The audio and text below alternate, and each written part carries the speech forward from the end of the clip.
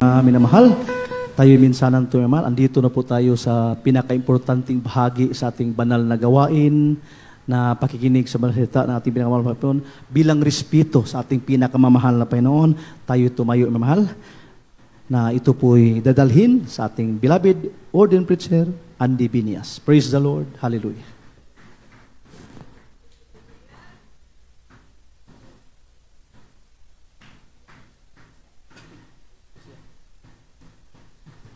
God bless you, the beloved preacher, P. Riberos. Everybody say, praise the Lord. Taas yung kamay, naman manalangin tayo. Opo, nakilang Diyos, maraming salamat.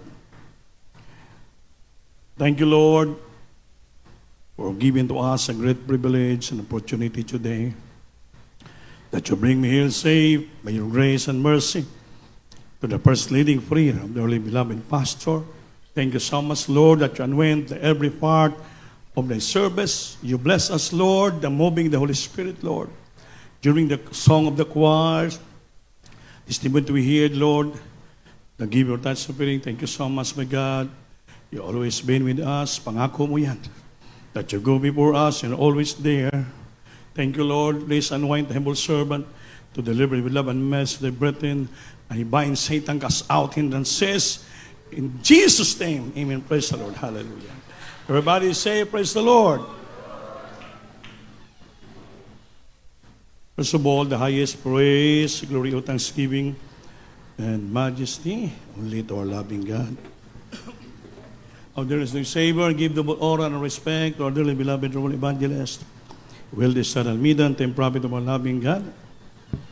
And we will also remember and cherish the blessed memories and precious teaching, beloved Stan Pastor, Leko Almeida, and all beloved children, the whole blessed Almeida family. And I greet also my beloved family, my beloved co-preachers, co-workers, and so all of you, my brothers in Christ, sa lahat po ng mga webcast viewer natin na nanood sa buong daigdig. Magandang araw po sa iyong lahat. Palakpakan po natin ating malapay na araw. Manamalang araw nga ito ay sagrado, because we celebrate days every last Sunday of the month na iniwan ng Panginoon sa salita niya. You must to remember it. Alalahanin palagi natin, mga minamahal. Itong komunyon, ang tawag na Holy Supper, komunyon also known as Eucharist or the Lord's Supper. Is symbolic reenactment of the Last Supper. Ang mga pag-simbolo ng mga pangyayari sa unang panahon in the Last Supper of our dear Jesus sa mga apostoles. Amen ba? The bread and the wine or the grapes or the juice used in communion represent the body and the blood of Jesus Christ. So tayong Kristiyano, we must to remember this or participate in Jesus' sacrifice on the cross by taking communion. Bilang mga Kristiyano, kailangan alalahanin natin ito. And you must to put it in remembrance in your mind na kailangan we must to participate. Amen ba? In Jesus' sacrifice on the cross by taking this Holy Supper or communion. Amen? Palagpakan po natin ang ating mahal na Panginoon. Dahil once a month lang kaya nagtitipon kita, dahil importante ito. Na sa bawat katapusan sa bulan, kita ay ma-renewed, ma-refresh, ma-revive, ma-cleanse, ma-purify, ma-justify ang ating mga puso upang sa sunod naman nga buwan, another pakibaka. Hindi natin alam kasi after the Holy Supper, bakit pinintulutan to? Nga sabi ng pen, please do it and remembrance of me. Nagsama-sama tayo. Yati alam, after ng Holy Supper, baka mag-rapture. Mabalik ang Diyos. So, makasigurado ka na. Dahil bakit? Nakapagsisi ka. Nakainulsul ka. Nakaparte ka sa sakripisyo ng ating pinakamamahal na Panginoon. Kaya bigyan natin ito ng halaga. Importante po ito, mga minamahal. Palakpakan po natin ang ating Panginoon. sa isip mo nga, you are guilty or convicted of having sin or committing sin, mga minamahal, magsisi ka. Mangilosol ka. Ask forgiveness from the Lord. Ay gusto mo na ito mapatawad, gusto natin maging malinis ang puso, gusto natin maging banal. So, pumunta tayo sa sambahan, sumamba tayo, dahil ang purpose natin, para sumamba, para malinis ang puso natin, so we must to take and participate this Holy Supper, para mapatawad tayo. Anytime, babalik ang Diyos. Madala tayo sa langit. Ito naman yung purpose natin, yung kaligtasan, palakpakan po natin ang ating mahal na Panginoon. Ngayon, bakit nandito tayo? Ang ating mensahe sa araw na to, yung ginatawag na the highest act of worship. Ang pinakamataas nga ginaganap natin sa pagsimba. The highest act of worship. Ano bang pinaka-highest act? Pinakamataas na dapat gawin nga buhat ito, gawa sa pagsamba ay ito. Pakibasa sa Romans chapter 12, verse 1 and 2. Hindi lang Bible reader. Praise the Lord. Sa aklat ng taga-Roma, Kabanata 12, ang talata ay 1 hanggang 2. Kaya nga, mga kapatid, ipinamanhik ko sa inyo, alang-alang sa mga kahabagan ng Diyos, na inyong iharap ang inyong mga katawan na isang haing buhay, banal, na kaaya sa Diyos, na siya ninyong katampatang pagsamba. 2. At huwag kayong magsiayon sa sanglibutang ito, kundi mag-iba kayo sa pamagitan ng pagbabago ng inyong pag-iisip, upang mapatunayan ninyo kung alin ang mabuti at kaaya-aya at lubos na kalooban ng Diyos. Amen. Palakpakan po natin, Diyos. The highest act of worship is this. Sabi ito sa Romans 12:1, I message you therefore, brethren. Sa Tagalog, kaya nga mga kapatid, ipinamamanhi ko sa inyo. Alang-alang sa mga kahabagan ng Diyos, by the mercies of God, na inyong iharap ang inyong mga katawan na isang haing buhay, banal, na kaaya-aya sa Diyos, na siyang inyong katampatang pagsamba. Amen ba? Amen. Sunod sa 2. And be not conformed to this world. Huwag kayong magsiayon sa sanglibutang ito.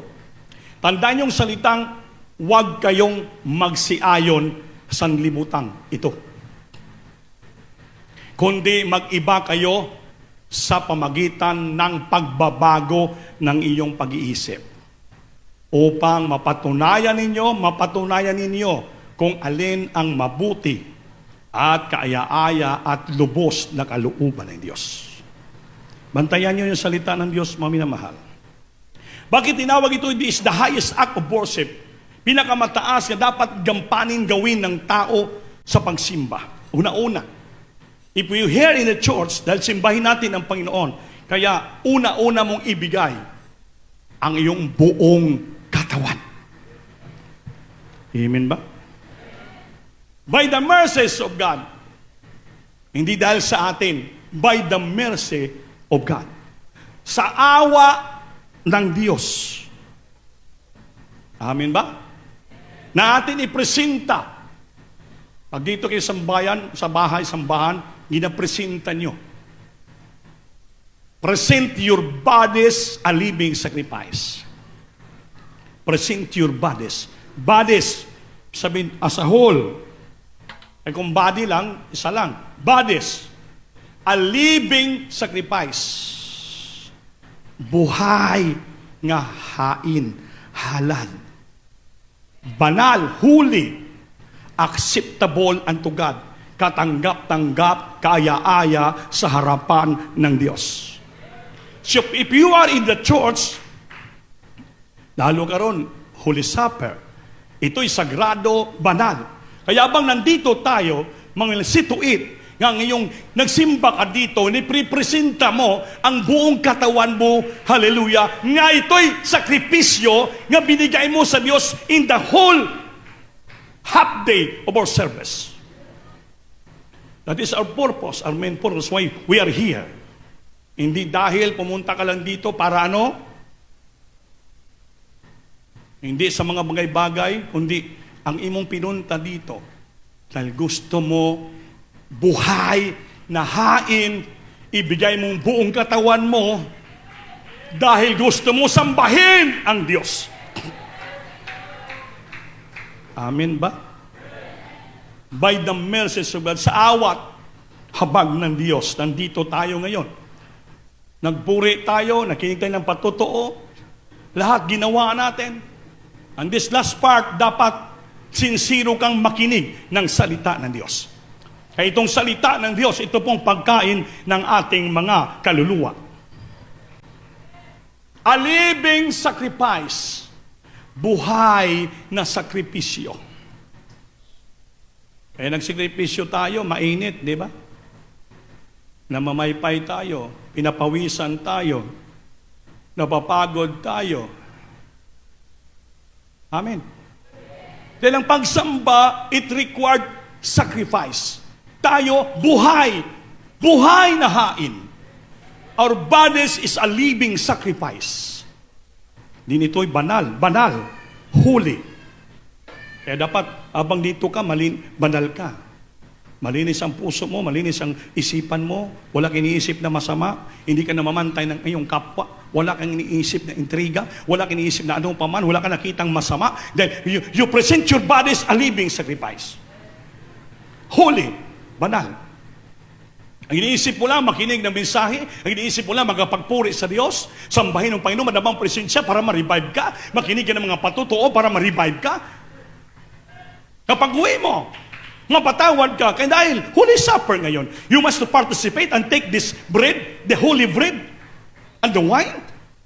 Kaya gusto mo magsisi, kaya gusto mo maging banal. Kaya sa Biblia, present your bodies a living sacrifice, holy, banal, acceptable. Ano yung acceptable? Ang kailangan ang pagsamba natin sa araw to ay kaaya-aya at katanggap-tanggap sa ating mahal na Panginoon. That our praises and worship makarating sa trono ng Diyos sa kalangitan. Situit ng ating pagsamba ngayon, yung ating pagpresenta ng sarili natin ngayon, ay ito po'y banal at sakripisyo at ito po'y kaaya-aya at katanggap-tanggap sa ating mahal na Panginoon. That is the highest act of worship. Kaya pag dito ka sa sampan, pag sumamba, itong gawin mo.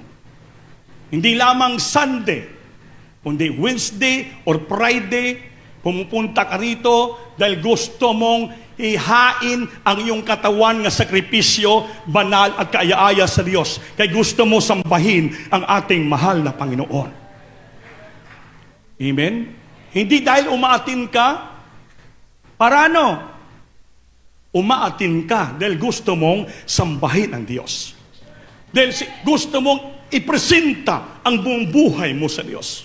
Sakripisyo, banal, at kaaya-aya katanggap-tanggap sa Diyos. Kaya na yung Panginoon, binigay niyang buong buhay niya. Namatay siya, naghirap siya, nagsakripisyo siya, binigay niya living sacrifice hanggang until death, binigay niya sa Ama para for living sacrifice. Para ano? Hinain niyang sakripisyo. Para ano? Matubos tayo sa ating kasalanan. Galing sa lusak ng kasalanan. Galing sa iba-ibang problema ng buhay. Kasalanan ating ginawa. Just because of one man sacrifice sa ating mahal na Panginoon. The passion of Christ. Ang kanyang paghirap, naligtas tayo. So ano po ang ating iganti sa Diyos? Ano po ang ating iganti? Yung ating rin buong katawan ito. Ipresenta natin, ialay natin sa Diyos, buhay, sakripisyo at banal, kaya-aya katanggap-tanggap sa ating mahal na Panginoon. Sa dolo, which is your reasonable service.